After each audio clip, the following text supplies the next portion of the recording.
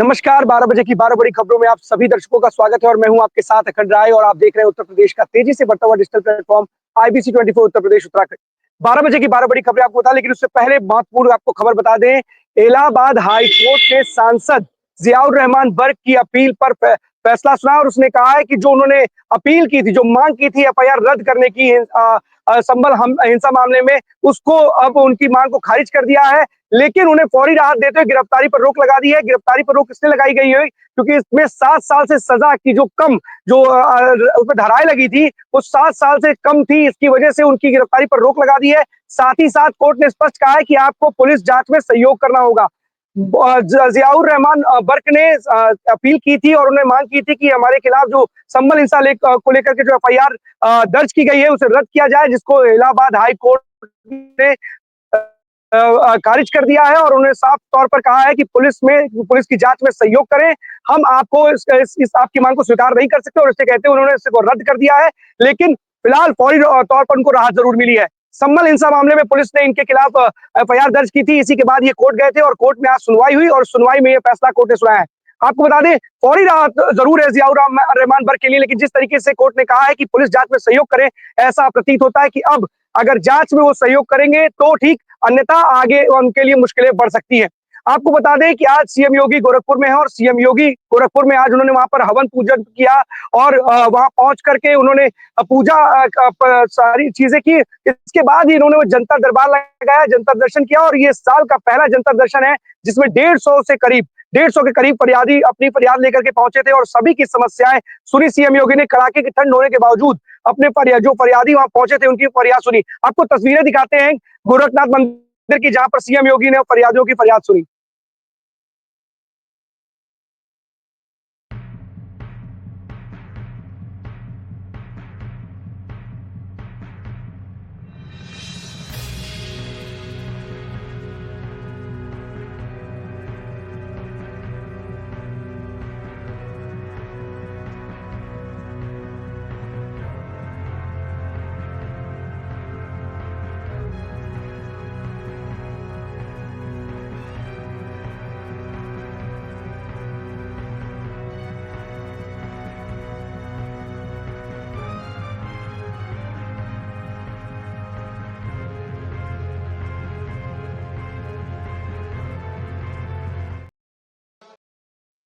तो ये तस्वीरें आप देख रहे थे गोरखनाथ मंदिर से, जहां पर सीएम योगी फरियादों की फरियाद सुन रहे थे और इन्होंने ना सिर्फ फरियाद सुनी बल्कि इसके निस्तारण के लिए भी अधिकारियों को आदेशित किया। आपको बता दें कि कल देर रात नए साल पर 46 आईएएस अधिकारियों के ट्रांसफर हुए हैं, जिसमें जो प्रमुख सचिव मुख्यमंत्री हैं संजय प्रसाद, उनको प्रमुख सचिव गृह बनाया गया। 9 महीने बाद फिर से उनकी वापसी हुई है।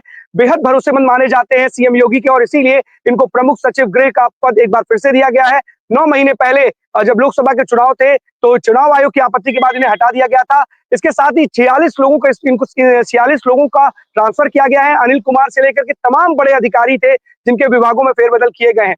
सबसे बड़ी बात है कि ये साल का पहला ट्रांसफर है और एक साथ 46 महकमों के जो अधिकारी हैं उनके विभागों में फेरबदल किया गया है। अब आपको बस्ती लेकर के चलते हैं, जहां बस्ती से एक बड़ी खबर आ रही है, जहां पर कलेक्टर ने घटिया निर्माण को लेकर के नाराजगी जाहिर की है और उन्होंने वहां पर जो ईंट जो इस्तेमाल की जा रही थी निर्माणाधीन टंकी में, उसको लेकर नाराजगी जाहिर की और ठेकेदार को आदेशित किया, निर्देश दिया कि इस ईंट को बदले। वो तस्वीरें हम बस्ती से आपको दिखाते हैं, जैसे जब डीएम वहां पहुंचे के लिए, उन्होंने वहां देखकर वो भड़क गए।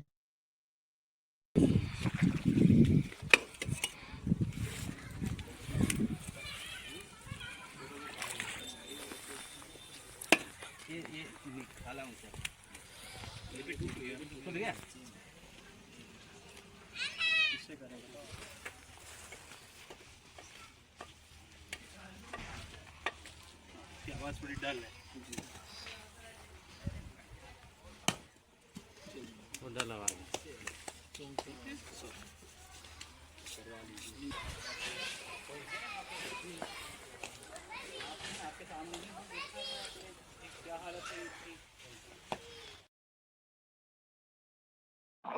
तो आप ये तस्वीरें बस्ती से देख रहे थे, जहां पर जो डीएम साहब हैं वो भड़क गए घटिया ईंट को देख करके। उन्होंने ठेकेदार को कहा कि इसको बदले। लेकिन सवाल ये भी है कि ठेकेदार कोई क्यों नहीं बदला, ईंट बदली जाए। अगर क्या ठेकेदार को पता नहीं कि कौन सी सामग्री या कौन सी मटेरियल वो यूज कर रहा है, वो उसका कितने दिनों तक चलेगी। डीएम साहब ने ईंट बदलने के लिए जरूर कहा है, लेकिन उनको उस ठेकेदार को भी बदलने के लिए करना चाहिए और ब्लैकलिस्ट करने का काम करना चाहिए, तो शायद कुछ ज्यादा अच्छा होता। अब चलते हैं अपने सभी सहयोगियों के पास, एक एक करके हमारे सभी सहयोगी, हमारे साथी स्क्रीन पर जुड़ेंगे और आज की बड़ी खबर जो उनके जिले की है, उनके शहर की है, वो हमारे दर्शकों को बताएंगे। एक एक करके हमारे सभी साथी हमारे साथ जुड़ रहे हैं। सबसे पहले हम रायबरेली चलते हैं इंद्रवीर के पास। इंद्रवीर, कौन सी बड़ी खबर है आज की रायबरेली से? अखंड, देखिए आपको बता दें, रायबरेली की सबसे बड़ी खबर ये निकल के आई। कल आईबीसी की टीम ने जो है तहसील रायबरेली का एक जो है जाकर के कुछ हमको पता चला, जब अपने गुप्त सूत्रों में गया तो हम लोग वहां पे गए और तहसील में हम लोगों ने कुछ ऐसी तस्वीरें देखी जो शायद सूबे के मुख्यमंत्री, और सबसे बड़ा सवाल पहले मैं कहना चाहूंगा, और ये रायबरेली रमणीय बनाने का जो डीएम अर्चना माथुर ने या पिछले जो डीएम रहे, एसडीएम रहे, उन्होंने बहुत योगदान दिया। मैं हमेशा अपने इस लाइव में या कोई भी खबर होती है मैं उसमें जरूर कहता हूं कि लाइव में कि हमेशा डीएम ही क्यों सोचेगा। जहां पे ज्वाइंट मजिस्ट्रेट प्रफुल्ल शर्मा जो बैठे हैं आईएएस डायरेक्ट, वो एक ऐसे कार्यालय में बैठे जो कि डीएम के बाद शायद मुझे लगता है सबसे बड़ा ओहदा जो होता है प्रशासनिक, वो जो है एसडीएम का आता है, और ज्वाइंट मजिस्ट्रेट आईएएस अब वो प्रमोटेड भी होने वाले हैं। लेकिन उन्हीं के अपने दफ्तर में कुछ ऐसी तस्वीरें आई है जो शायद सबको शर्मसार कर देगा, पूरे विभाग को। और जहां पे सूबे के मुख्यमंत्री योगी आदित्यनाथ, देश के प्रधानमंत्री, बाकी सब छोड़ दीजिए, देश के प्रधानमंत्री योगी आदित्यनाथ ने सीधे सीधे जो है देश के प्रधानमंत्री नरेंद्र मोदी ने सीधे सीधे स्वच्छता मिशन को लेकर कुंभ को, जहां पे 45 करोड़ श्रद्धालु इस कुंभ में श्रद्धा की डुबकी लगाने जा रहे हैं। मेरे पीछे आप कुंभ का बैनर भी देख सकते हैं, ये एसपी ऑफिस के बाहर लगाएंगे, ऐसे कई कटआउट लगाएंगे। लेकिन वहीं पे रायबरेली प्रशासन जो एसडीएम प्रफुल्ल शर्मा है, उन्होंने सीधे सीधे यहाँ के जो रायबरेली के अधिकारी हैं उनको अपनी जिम्मेदारियों को किस तरीके निभाना है, ये इस तस्वीरों में साफ देखा जा सकता है। जी अखंड, ये तस्वीर हम चाहेंगे कि हमारे असाइनमेंट के पास अगर है तो वो प्ले करने और दिखाएं कि ये क्या हरकतें हैं, कैसी हरकतें हैं, ये क्या कहीं से एक्सेप्टेबल हो सकती है इस सफाई अभियान को लेकर, जैसे योगी जी और मोदी जी चला रहे हैं। हम चाहेंगे वो तस्वीरें प्ले हो जाए एक बार।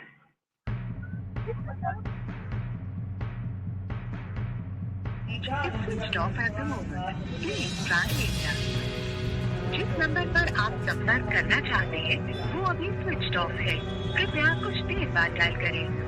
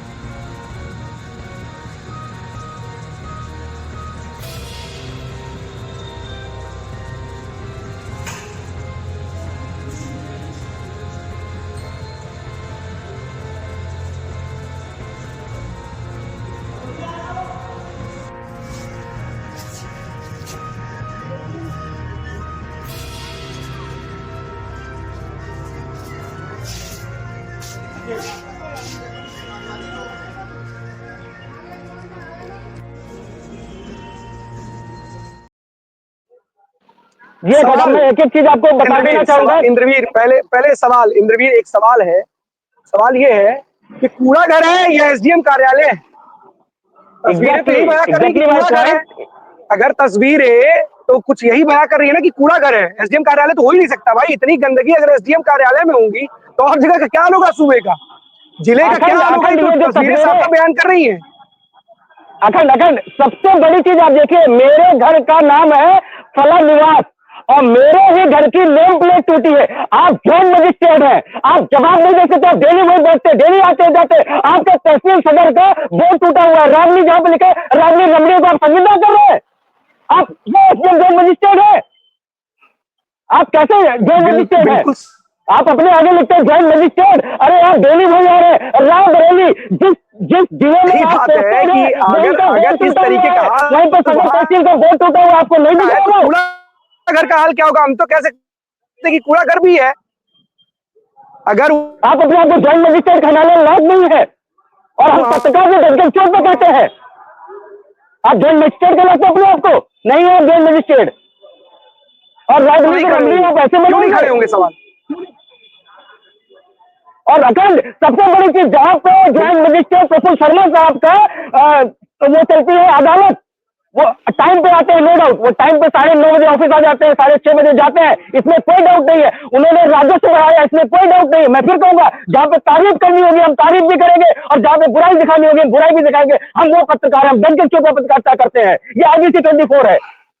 उन्होंने राजस्व बढ़ाया, इंद्रवीर सवाल ये नहीं है, सवाल IBC नहीं दिखाया, आपने राजस्व भी बढ़ाया, आपने कब्जा मुक्त जमीनें कराई, सरकारी करोड़ों की संपत्ति आपने कराई, ये आपका काम था, हमने वो भी दिखाया।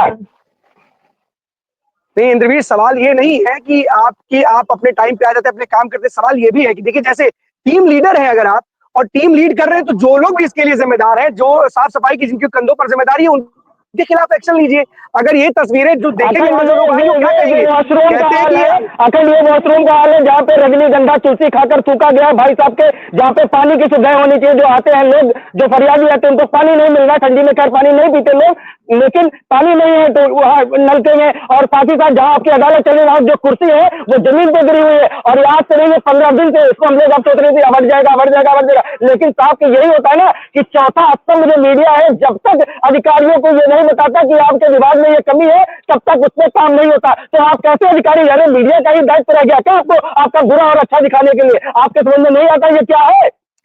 आप कितने बड़े अधिकारी हैं? आपने देखिए, ये आपका काम है, आपका कुर्सी तोड़ना आपका कर्तव्य नहीं है। और जब मीडिया से अखंड एक चीज कहना चाहूंगा, जब मीडिया ने इसमें बात करने की कोशिश करी उनसे, तो इनका नंबर महोदय का, जहाँ पे सूबे के मुख्यमंत्री योगी आदित्यनाथ का आदेश है, COG नंबर आप नहीं बंद कर सकते, वहीं पे जब BC चलती है तो सीधे तस्वीरों में दिख रहा है कि ये सदर, आप भी लगाएंगे, नंबर का स्क्रीनशॉट लीजिए, मैं कहूंगा, और देखिए वो नंबर किसका, सदर तहसील SDM प्रफुल्ल कुमार शर्मा का वो नंबर स्विच ऑफ आ रहा है, और टाइम के साथ, डेट के साथ है उसमें। आप ऐसे नंबर बंद करके आप अपनी जो है कर्तव्यों से पीछे नहीं हट सकते।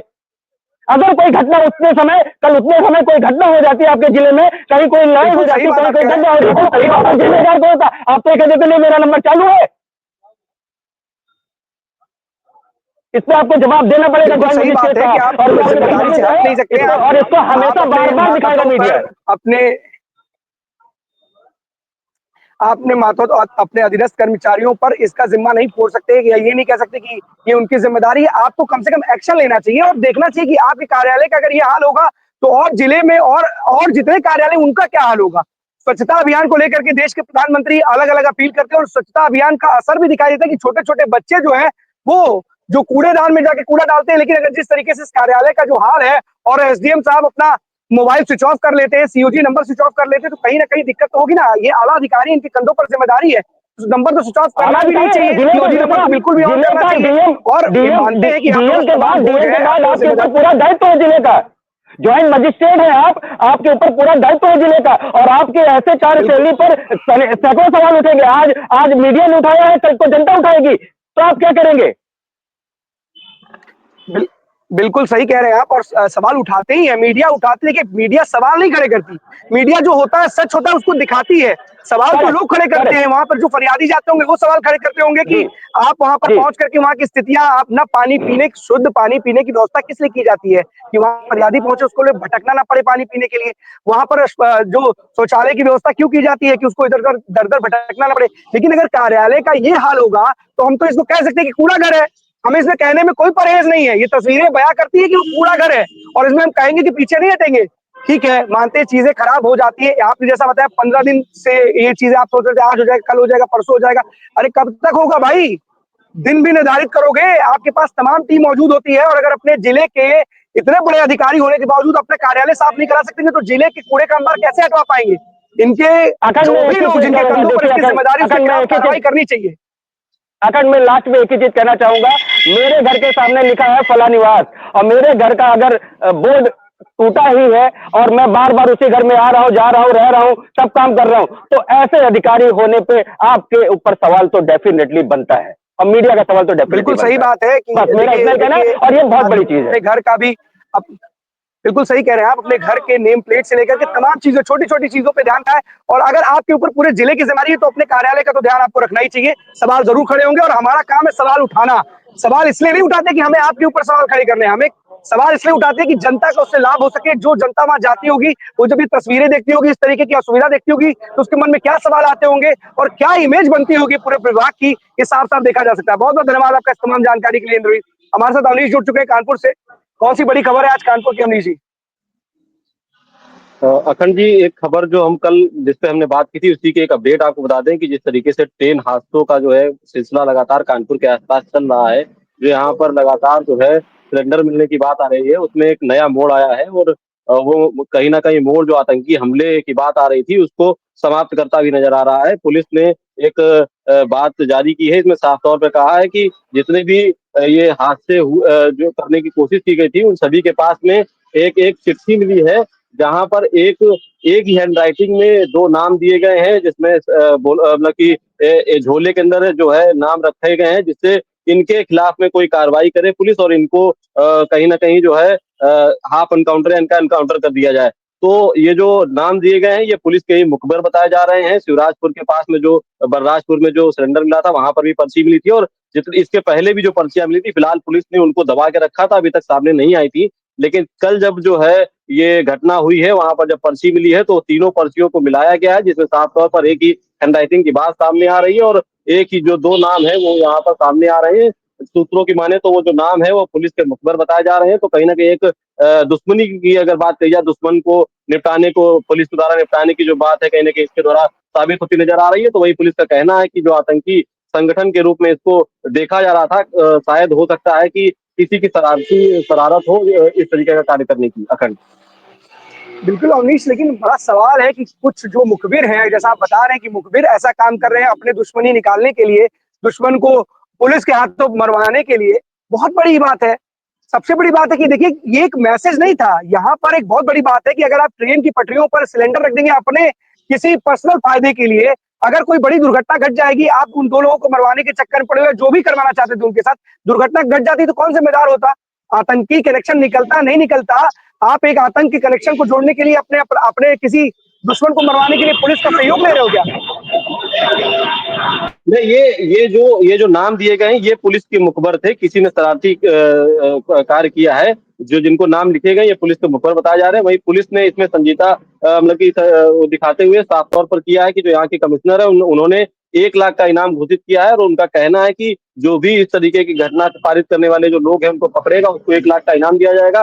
पुलिस ने साफ कर दिया है कि जो भी ये घटना करने का प्रयास कर रहे हैं अगर वो पकड़े जाएंगे तो उनके खिलाफ में सख्त कार्रवाई की जाएगी, उनको बख्शा नहीं जाएगा। अखंड अवनीश, एक सवाल ये है, क्या जिस मुखबिर ने इस पूरे काम को अंजाम दिया और इस तरीके की शरारत नहीं कहेंगे, एक बहुत बड़ी घटना घट सकती थी, मान लीजिए उस दरमियान ही कोई ट्रेन वहां से गुजर जाती और कोई बड़ी दुर्घटना घट जाती तो क्या होता?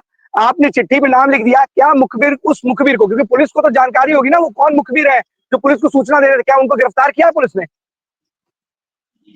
अखंड जी, मैं इसमें एक बात जो है वो सही कर दूं कि जो मुखबिर जिनके नाम दिए गए हैं वो पुलिस के मुखबिर बताए जा रहे हैं। जो जिन लोगों ने नाम रखे, जो जिन लोगों ने वो पर्ची रखी है उनका कोई भी अता पता नहीं है।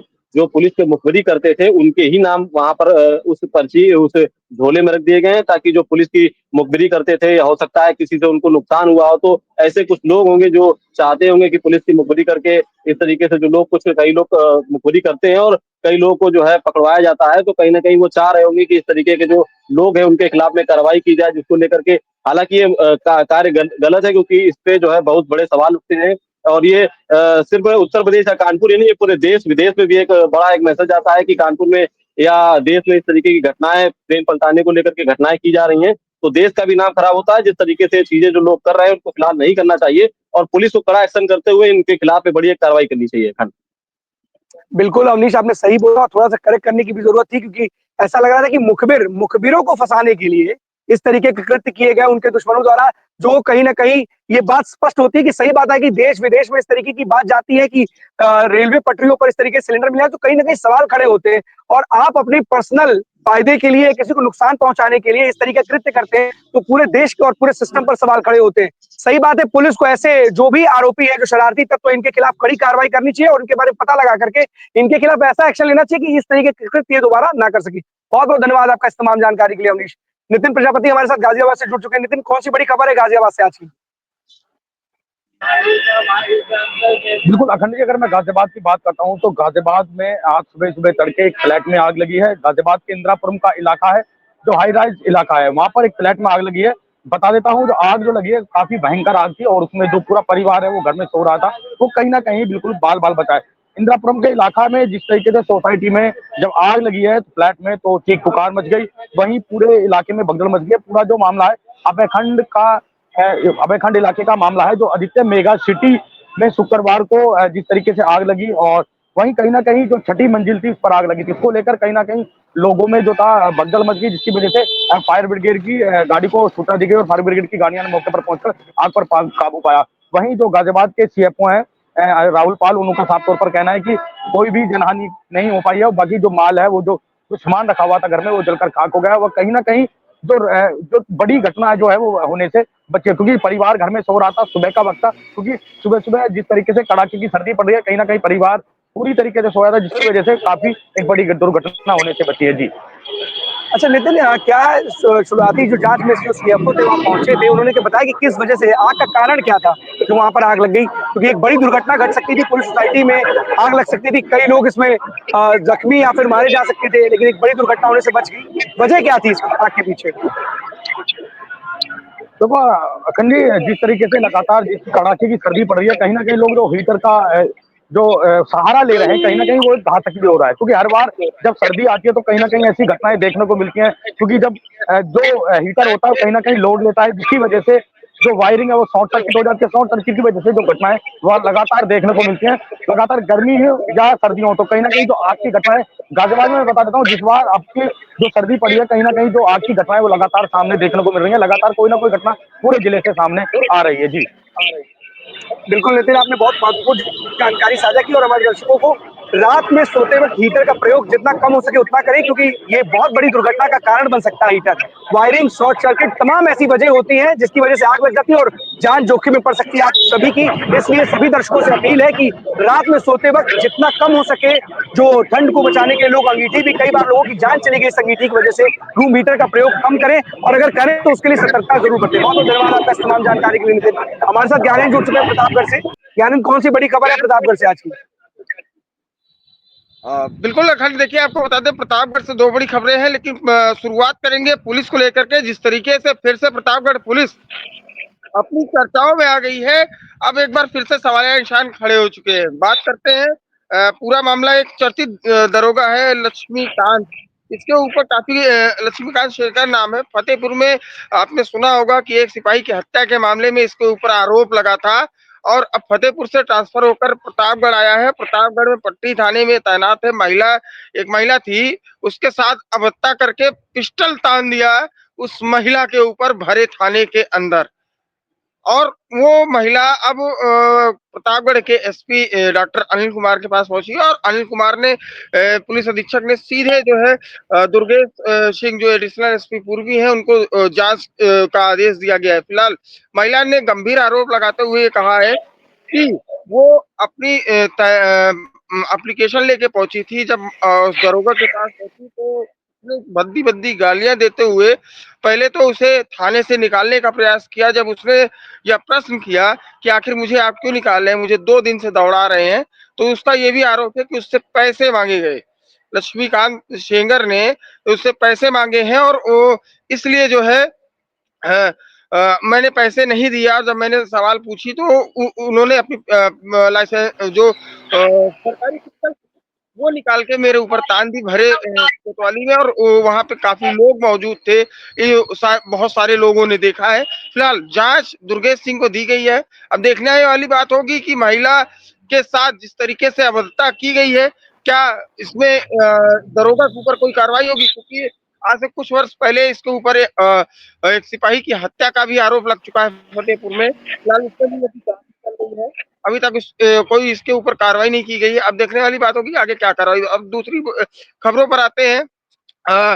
अखंड देखिए IBC 24 यूपी का काफी बड़ा असर हुआ है। कल से पूरे प्रतापगढ़ में 4 लेन का काम शुरू हो गया है। जो अतिक्रमण को लेकर के था, सख्ती ज्यादा देखी गई कल देर शाम। डॉक्टर अनिल कुमार पुलिस अधीक्षक खुद रोड पे उतरे हुए थे, डीएम भी थे। सारे लोगों को सख्त निर्देश दिए गए हैं, माइक से अनाउंस कर करके हर एक व्यक्ति को कहा गया है कि अगर कल से कोई भी यहाँ पे अतिक्रमण दिखाई दिया तो उनके खिलाफ मुकदमा लिखा जाएगा। सीधे ये आदेशित किया गया है। और सड़कों पे वो एक देखा गया 4 लेन बनाने के लिए कहा गया है कि पट्टियां लगाते हुए चलिए, व्हाइट पट्टियां बिछाते हुए आज शाम से ही काम लग जाएगा महाकुंभ के नजर। अखंड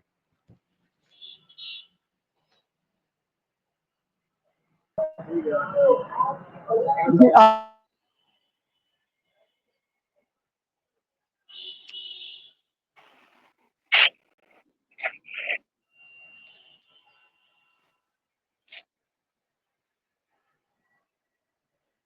अखंड आवाज आ रही है आपको?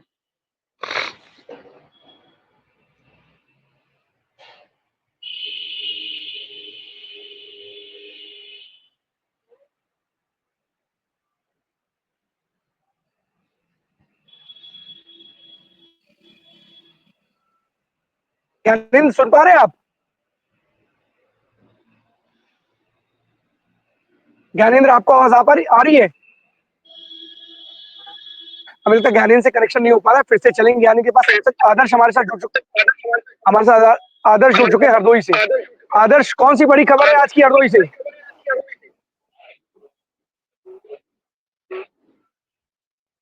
जो आ रही है ये वृंदावन जाएंगी और ये गौ रक्षा को लेकर पूरा मामला है। यहाँ पर हमारे साथ तो खड़े हैं भारतीय जनता पार्टी के अल्पसंख्यक नेता, जो बताना चाहिए ये क्या है पूरा मामला।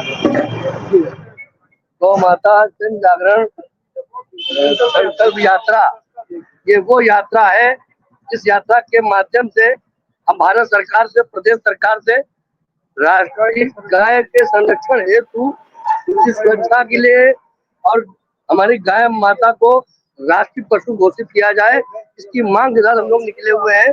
और ये यात्रा अयोध्या धाम से चलकर आज हरदोई पहुंची है और यहाँ से जाते जाते हम लोग वृंदावन पहुंचेंगे। और गौ माता हमारी राष्ट्रीय धरोहर है, इनकी सुरक्षा हेतु के लिए ये यात्रा निकाली जा रही है।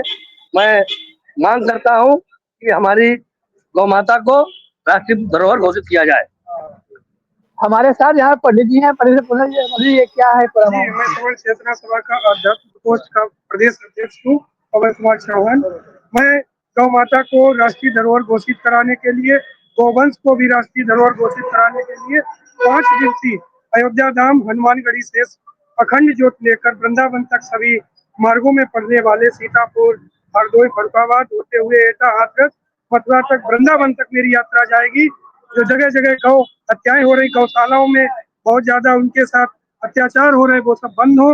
भारत सरकार से मांग करते हैं कि गौवंश को राष्ट्रीय धरोहर घोषित किया जाए और सभी जन समुदाय से अपील करते हैं कि एक प्राणी जो हम पर निर्भर है, हम सबका दायित्व है, उसका संरक्षण हो।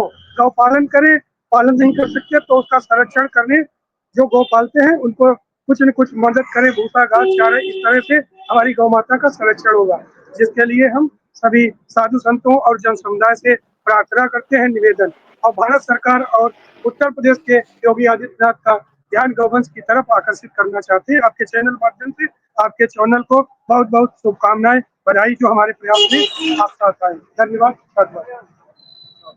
ठीक है आदर्श, आदर्श एक चीज है, क्या इन्होंने जो ये राष्ट्रीय धरोहर करने की मांग की है, इसको लेकर के क्या किसी से मुलाकात की है, किसी से कोई आश्वासन मिला है इनका?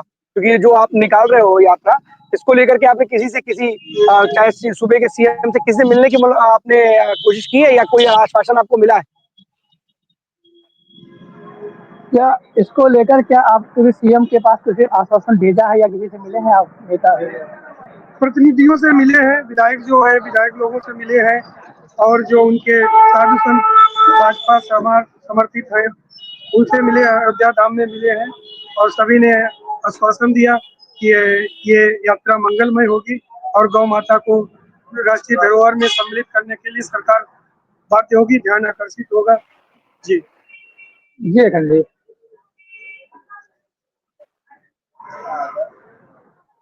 आदर्श बहुत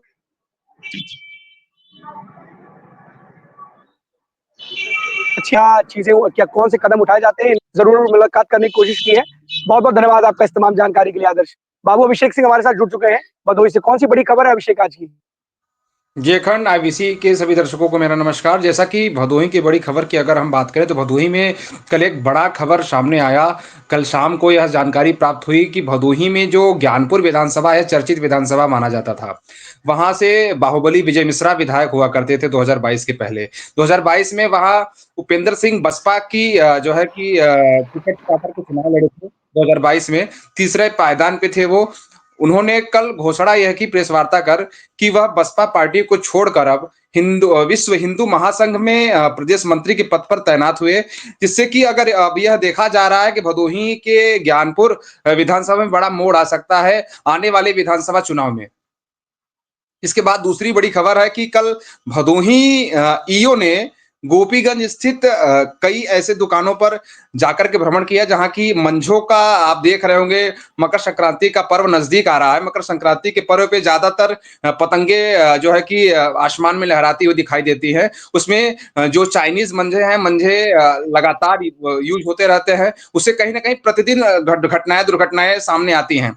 इसमें लगभग 30 किलो मंझे का जो है कि चालान किया गया है। इसमें जुर्माना भी लगाया गया है दुकानों पर। तो कहीं ना कहीं अब देखा जा रहा है कि जो घटनाएं दुर्घटनाएं मंझे से होती थी, इस पर लगाम लगाया जा सकता है। बिल्कुल अभिषेक, बहुत महत्वपूर्ण आपने खबर दी है। अभी ही खबर आ रही है कि एक युवक की इसी चाइनीज मंजे की वजह से गर्दन अलग हो गई। ये खबर अभी आई है और सबसे बड़ी बात है कि जिस तरीके से इस चाइनीज मंजे जो लोगों की जान की आफत, क्योंकि सड़कों पर जो लोग बाइक से जाते हैं और ये जो मंजे होते हैं इनकी वजह से गर्दन कट जाती है। और हाल फिलहाल की जो खबर है, अभी की खबर है, ये कहीं ना कहीं इस पर प्रतिबंध जरूर लगाना चाहिए। पता नहीं कैसे इस प्रदेश में इस तरीके से बड़ी आसानी से चाइनीज मंजे मिल जाते हैं। इन लोगों के खिलाफ जी कड़ी कार्रवाई करनी चाहिए। जी अखंड, ये बड़ा सवाल है कि आखिरकार जिस तरीके से सरकार बराबर अपनी आवाज को बुलंद करती है कि चाइनीज सामान बिल्कुल प्रतिबंधित है पूरे भारत में, लेकिन यह चाइनीज सामान के प्रतिबंध होने के बावजूद भी किस तरीके से इसका व्यापार किया जा रहा है, बड़ा प्रश्न है सरकार के खिलाफ। नहीं, बिल्कुल सही कह रहे हैं कि व्यापार किया जा रहा है, इसे प्रतिबंधित चीज बेची कैसे जा सकती है और जो लोग भी इसके हमें लगता है कि इस तरीके की ऐसी कार्रवाई करनी चाहिए, मिसाल बन जाए इनके खिलाफ। मैंने इसकी जो विजुअल्स भी भेजी है, जरा दर्शकों को दिखाएं किस तरीके से ये जो है कि कृत्य किया जा रहा है। इसके बाद मामूली से जुर्माने की बात की गई, उसमें मात्र 1500 रुपए जुर्माना लगाया गया भदोही गोपीगंज ईओ द्वारा। नहीं, ये 1500 के जुर्माने की बात तो बहुत समझ में आती है कि क्या नाम मात्र का जब जुर्माना है, जिसकी जान चली गई उसका क्या? उसकी माँ चीख पुकार मनी, उसके पूरे परिवार में चीख पुकार मची हुई है, उसका बेटा चला जा रहा है, किसी का पिता चला जा रहा है इस चाइनीज मंजे की वजह से। कार्रवाई कौन सी? इसी 1500 रुपए क्या जुर्माने की वजह से वो चाइनीज मंजा बेचने का जो व्यापार है वो बंद कर देंगे? लोग यहाँ पर व्यापार को व्यापार की तरह लेते हैं और जितना ज्यादा मुनाफा हो सके उतना ज्यादा मुनाफा कमाते हैं। लेकिन जिस तरीके से चाइनीज मंजिल लगातार आए दिन किसी न किसी की जान लेने का काम कर रहे हैं, अभी हाल फिलहाल में आज की जो घटना है इसमें एक युवक की जान चली गई और खबर जो आ रही है निकल करके सामने आ रही कि उसका जो गर्दन वो अलग हो गई। आप ये सोचिए कितनी दर्दनाक मौत हुई होगी। कैसे क्यों ऐसा एक्शन नहीं लिया जाता? कोई एक ऐसा रोड मैप तैयार क्यों नहीं किया जाता कि जिससे जो लोग बेचते हैं इस तरीके का जो गैर कानूनी काम इसे कहेंगे, क्योंकि किसी की जान जा सकती है, क्या चली जा रही है, उसके खिलाफ कठोर कार्रवाई होनी चाहिए। क्यों नहीं होनी चाहिए अभिषेक? जी बिल्कुल, जैसा कि अखंड देखा जाता है कि ये जब घटनाएं दुर्घटनाएं जब प्रदेश स्तर में जब आवाज उठती हैं, तब जाकर के प्रशासन मुस्तैद होती है कार्रवाई के खिलाफ। तो यह सवाल उठता है कि आखिरकार जब यह मंझे मार्केट में आते हैं और आते कैसे हैं, सबसे बड़ा सवाल है। आने के बाद जब मार्केट में जब वो कोई घटनाएं दुर्घटनाएं कर देती हैं, तब जाकर के प्रशासन सजग होती है। प्रशासन को पहले से सजग होना चाहिए और सही बात है, पहल के साथ ऐसे तमाम ऐसी दुकानों पर और जिस जगह पर पतंगे उड़ाई जाती हैं उस जगह पे भी जाना चाहिए और वहीं पे कार्रवाई करनी चाहिए, क्योंकि बहुत से लोग पतंग उड़ाते हैं और चाइनीज मंजे को लेकर के आते हैं, क्योंकि कई लाखों के दाव लगते हैं इस पे और लाखों के दाव की वजह से लोगों की जिंदगियां दांव पर लग जाती है। ऐसे में पुलिस प्रशासन को अलर्ट होना चाहिए और ऐसे लोगों के खिलाफ जो इस तरीके का व्यापार कर रहे हैं, चाइनीज मंजे जो खतरनाक मंजे मार्केट में मिल रहे हैं, उसके खिलाफ ना सिर्फ कार्रवाई करनी चाहिए और ऐसे लोगों को ऐसा दंड देना चाहिए कि एक मिसाल बन जाए और ऐसे जो व्यापारी हैं जो इस तरीके कृत्य करते हैं उनको डर लगे और इस तरीके को दोबारा काम ना कर सके। बहुत बहुत धन्यवाद आपका इस तमाम जानकारी के लिए अभिषेक। अब आपको बता दें कि आज एनआईए कोर्ट सजा का ऐलान करेगा। 28 लोगों को दोषी करार दिया। इसमें 3 सगे भाई हैं, तीनों खिलाफ ये एनआईए कोर्ट है। चंदन गुप्ता 2018 में 26 जनवरी के दिन तिरंगा यात्रा के दौरान एक युवक जो चंदन गुप्ता थे उनकी हत्या कर दी जाती है। जब चंदन गुप्ता एक मुस्लिम बहुल इलाके से निकलते हैं तो वहां पर एक गोली उनके सीने में जाके लग जाती है। उसके बाद उनकी मौत हो जाती है। तमाम कई दिनों तक वहां पर अफरा तफरी का माहौल होता है और दंगे भड़क जाते हैं। 2018 के बाद आज सजा का ऐलान होगा। एनआईए कोर्ट सजा का ऐलान करेगी और देखने वाली बात होगी कि 28 जो दोषी एनआईए कोर्ट ने जिनको दोषी ठहराया है उनको क्या सजा का ऐलान करती है, क्योंकि इसमें 2 लोगों को सबूतों के अभाव में बरी कर दिया गया है। चंदन गुप्ता के माता और पिता के लिए आज बहुत बड़ा दिन है। जो चंदन गुप्ता की मां है वो आज वो फांसी की बात कर रही है कि इन दोषियों को फांसी की सजा मिलनी चाहिए। अब देखने वाली बात होगी कि एनआईए कोर्ट इन अपराधियों को कौन सी सजा सुनाता है, क्योंकि जिस तरीके से चंदन गुप्ता की हत्या कर दी गई थी तिरंगा यात्रा के दौरान, उससे पूरे सूबे का माहौल खराब हो गया था, दंगे भड़क गए थे। लेकिन किसी तरीके से सरकार ने उस दंगों पे काबू पाया। लेकिन एक बच्चा अपने माँ बाप को छोड़ करके चला जाता है, उस माँ बाप के ऊपर क्या बीतती है ये देखा जा सकता है। कई तस्वीरें चंदन गुप्ता के माता और पिता की तरफ से आई थी और उनके चंदन गुप्ता जी के पिताजी यहाँ पर लखनऊ में भी आकर के उन्होंने प्रोटेस्ट किया था, जिसके बाद एनआईए कोर्ट ने कल 28 दोषियों के खिलाफ दोषी ठहराया और आज सजा का ऐलान होगा। अब देखने वाली बात होती है कि इन दोषियों को कौन सी सजा मिलती है। एनआईए कोर्ट से बड़ी खबर जरूर आएगी, क्योंकि चंदन गुप्ता को आज न्याय मिलने जा रहा है। तो 12 बजे 12 बड़ी खबरों में आज के लिए बस इतना ही। कल हम आपके सामने फिर से होंगे हाजिर। तब तक के लिए दीजिए हमें इजाजत। धन्यवाद।